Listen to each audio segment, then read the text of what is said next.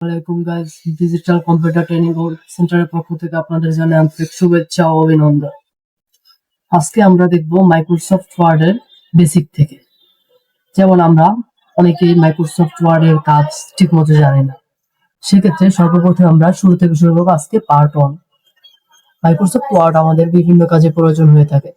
সাধারণত আমরা বিভিন্ন অফিসিয়াল ডকুমেন্টের কাজ করার ক্ষেত্রে মাইক্রোসফট ওয়ার্ড প্রয়োজন হয়ে থাকে। তো মাইক্রোসফট ওয়ার্ডের বিষয়ে আজকে একটা ধারণা দিব আমরা।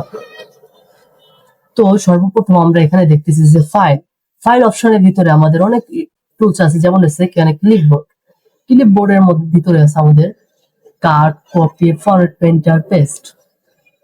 এই টোটাল এই কটা পেলে একটা ক্লিপবোর্ড গঠিত।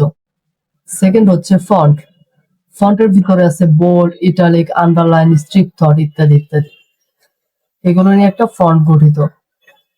থার্ড আছে প্যারাগ্রাফ হচ্ছে আমরা যে একটা ডকুমেন্ট লিখি, ডকুমেন্ট হচ্ছে প্যারাগ্রাফ আকারে সাজানো।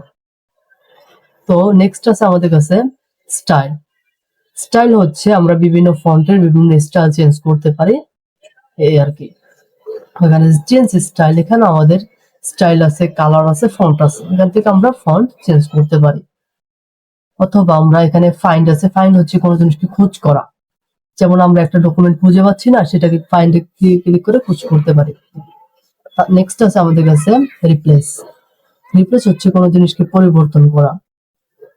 নেক্সট আছে সিলেক্ট হচ্ছে আমি যদি সিলেক্ট অল দেই, এখানে আমাদের যত ডকুমেন্ট আছে সব সিলেক্ট হয়ে যাবে।